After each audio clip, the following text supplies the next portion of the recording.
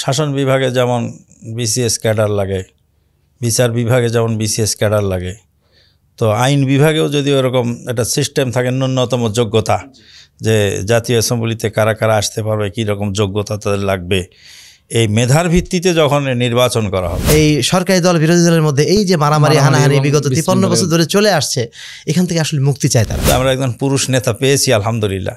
আল্লাহ পাক তার ভিতরে ত্রুটি বিচ্যুতি কিছু থাকলে সেগুলিকে যেন উপেক্ষা করে, বা তিনি নিজেই সংশোধিত হয়ে তিনি যেন আমাদেরকে, জাতিকে একটা ভালো কিছু উপহার দিতে পারেন, তার জন্য আমরা প্রাণপণ দোয়া করি। স্বৈর শাসনটি তৈরি হচ্ছে কেন? কারণ আমি যা বলবো সেটাই আইন, সেটা যাচাই বাছাই দ্বিতীয় কোনো সুযোগ থাকছে না। আত্মাহারিক টিভি, ওহির আলোয় উদ্ভাসিত জীবনের জন্য।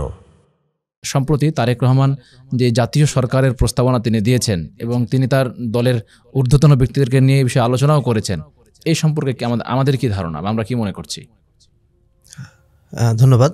এই প্রসঙ্গটা আসলে বাংলাদেশে যে প্রচলিত রাজনৈতিক দলগুলো আছে তাদের কাছ থেকে আমরা খুব একটা প্রত্যাশা করি নাই, যদিও সাধারণ জনগণ কিন্তু এটাই চায়।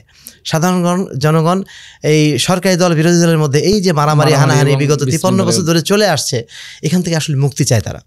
এবং এই মুক্তির একটা প্রক্রিয়া হচ্ছে এই জাতীয় সরকারের যে কথা আসছে এখন, এবং তিনি এটাও বলেছেন যে 2 কক্ষ বিশিষ্ট আইনসভা হবে, অর্থাৎ একটা আইনসভা হবে ফেডারেল অ্যাসেম্বলি এবং আরেকটা হবে ন্যাশনাল অ্যাসেম্বলি। অর্থাৎ ন্যাশনাল অ্যাসেম্বলিতে কোনো সিদ্ধান্ত নেওয়া হলে সেটা যেন আবার পর্যালোচনার সুযোগ থাকে। এখন যেটা হয়েছে, মানে জাতীয় সংসদে কোনো যদি আইন পাশ হয়, সেটা প্রেসিডেন্টের কোনো ক্ষমতা নেই সেটা রদ করা, সে যদি ভুল হয় সেটা গ্রহণযোগ্য হয়ে যাচ্ছে। কিন্তু এখানে মানে দুইবার যাচাই বাছাইয়ের সুযোগ থাকছে, যে ন্যাশনাল কাউন্সিল অর্থাৎ জাতীয় সংসদে যদি কোনো আইন পাশ হয়, তো সেটাকে পরিবর্তন করা বা সেটাকে সংশোধন করার সুযোগ মানে ফেডারেল অ্যাসেম্বলি অর্থাৎ কেন্দ্রীয় সংসদ তাদের অধিকার রয়েছে সেটাকে পরিবর্তন করা অথবা সেটা বাতিল করার। তো এই দুইটা কক্ষ যখন থাকবে, তখন পারস্পরিক একটা সমঝোতা থাকবে, একটা ব্যালেন্স থাকবে। এখন যে অবস্থা হয়েছে, ইমব্যালেন্স অবস্থা, একটা যে কি বলো স্বৈর শাসন তৈরি হচ্ছে, ফ্যাসিবাদ, যেটাকে আমরা বারবার বলছি, ফ্যাসিবাদ স্বৈর শাসনটি তৈরি হচ্ছে কেন? কারণ আমি যা বলবো সেটাই আইন, সেটা যাচাই বাছাই দ্বিতীয় কোনো সুযোগ থাকছে না। তাই 2 কক্ষ বিশিষ্ট এরকম সিস্টেমটা থাকলে যাচাই বাছাইয়ের একটা সুযোগ হচ্ছে, পর্যালোচনার সুযোগ হচ্ছে। ফলে সমাজে স্বৈরতন্ত্র বা এই যে ক্ষমতাতন্ত্র যেটা চালু হয়ে গেছে, এখান থেকে হয়তো জনগণ মুক্তি পেতে পারে। এই জন্য এই কথাটা আসছে। তা আমরা এই বিষয়টাকে সমর্থন করি। জাতীয় সরকার ব্যবস্থা যদি চালু হয়, উনি এটাও বলেছেন যে জাতীয় সরকার চালু হলে হবে কি, এখন বর্তমান যে ব্যবস্থাপনা, সেখানে কোনো জ্ঞানীগুণী ব্যক্তির এখানে দায়িত্ব গ্রহণ করার কোনো সুযোগ নেই। কারণ কোনো জ্ঞানী ব্যক্তি, ধরেন একজন বিশ্ববিদ্যালয়ের শিক্ষক, একজন বিশ্ববিদ্যালয়ের ভিসি, তিনি যত বড় জ্ঞানী ব্যক্তি হন না কেন, তিনি কখনো মাঠে নেমে ভোট চাওয়ার এই রাজনীতিতে নামবে না। এটা কোনো আসলে স্বাভাবিক হায়া সম্পন্ন মানুষ, আত্মমর্যাদা সম্পন্ন মানুষের পক্ষে এটা সম্ভব না। আমাকে নেতা বানাও, এই ধরনের দাবি নিয়ে তিনি মাঠে নামবেন, এটা তার জন্য একটা চরম অমর্যাদাকর। এর বিপরীতে যখন এইরকম জাতীয় সরকার গঠন হবে, একজন প্রেসিডেন্ট নির্বাচনের জন্য শুধুমাত্র হয়তোবা একটা গণভোট হতে পারে, 4 জন বা 5 জনের একটা প্যানেল থাকবে, এবং সেই প্যানেল থেকে একজনকে জনগণ নির্বাচন করে তাকে হয়তোবা প্রেসিডেন্ট নির্বাচন করলো। প্রেসিডেন্ট নির্বাচিত হওয়ার পরে তিনি রাষ্ট্রের যোগ্যতা সম্পন্ন যারা ব্যক্তি আছেন, তিনি যে দলের হোক না কেন, তাদের মধ্য থেকে 50 জন বা 100 জনের একটা অ্যাসেম্বলি করবেন, এবং তাদের মাধ্যম দিয়ে তিনি রাষ্ট্র পরিচালনা করবেন। এবং যারা জনপ্রতিনিধি হবেন, তারা হবেন নির্দিষ্ট একটা যোগ্যতার, তাদের একটা ক্রাইটেরিয়া থাকবে। সবাই ঢালাওভাবে জনপ্রতিনিধি হবে এমন না, তাদের নিঃসন্দেহে কিছু ক্রাইটেরিয়া থাকবে। সেই ক্রাইটেরিয়া মেনটেন করেই তারা জাতীয় সংসদে আসবেন। এবং এইভাবে আসলে নিঃসন্দেহে এখন যে শাসন ব্যবস্থা চলছে, এর চেয়ে 1000 গুণ ভালো শাসন হবে সেটা। যেমনভাবে বর্তমানে তত্ত্বাবধায়ক সরকার তো গিয়েছিল, বর্তমান যে ইন্টারিম গভর্নমেন্ট চলছে, অন্তর্বর্তীকালীন সরকার, এই সরকারে যারা আছেন তারা কিন্তু কেউ ক্ষমতা চেয়ে নেননি।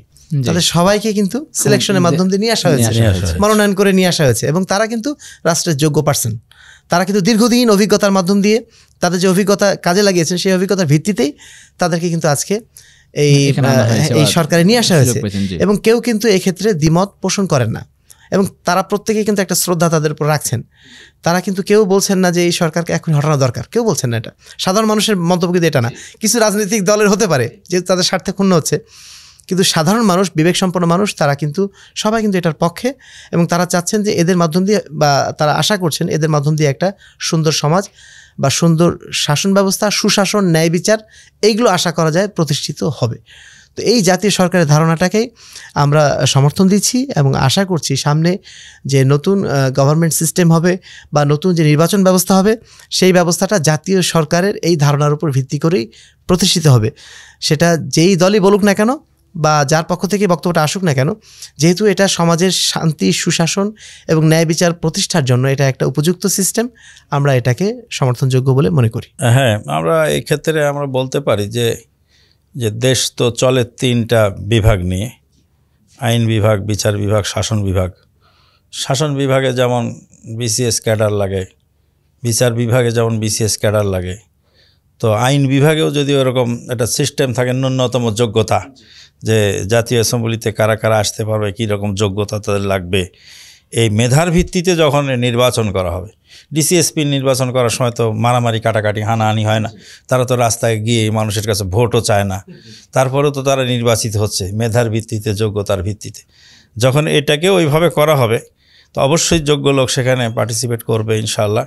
আর এই ভোট চাওয়ার যে রাজনীতি সেটাও বন্ধ হবে, মারামারি, হানাহানিটাও যথেষ্ট বন্ধ হবে বলে আমরা আশা করি। এবং এটা একটা ভালো ধারণা, সুধারণা। আল্লাহ পাক এইভাবে যদি আমাদেরকে, এবং প্রার্থীবিহীন সেখানে নির্বাচন প্রয়োজন হলে হতে পারে, সেক্ষেত্রে দেখা যাবে আমরা একটা ভালো সুফল পাবো ইনশাআল্লাহ।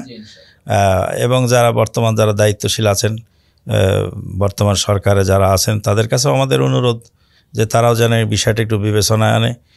আর সবচেয়ে বড় আমরা আনন্দ প্রকাশ করছি এবং জাতিকে এটা জানাচ্ছি যে আমাদের বহুদিনের প্রত্যাশা যে দেশে একজন পুরুষ নেতা আমরা চাই, তো আমরা একজন পুরুষ নেতা পেয়েছি আলহামদুলিল্লাহ। আল্লাহ পাক তার ভিতরে ত্রুটি বিচ্যুতি কিছু থাকলে সেগুলিকে যেন উপেক্ষা করে, বা তিনি নিজেই সংশোধিত হয়ে তিনি যেন আমাদেরকে, জাতিকে একটা ভালো কিছু উপহার দিতে পারেন, তার জন্য আমরা প্রাণপণ দোয়া করি এবং তার কাছে আমরা অনুরোধ রাখি যে আপনি এই দেশকে সুন্দরভাবে গড়ে তোলার জন্য, এই দেশের জনগণের চাওয়া পাওয়া, বৃহত্তম মুসলিম জনগোষ্ঠীর চাওয়া পাওয়ার দিকে বিবেচনা রেখে আপনি ইসলামাইজড করার জন্য চেষ্টা করবেন। আল্লাহ পাক তাকে তৌফিক দান করুন। আল্লাহুম্মা আমিন।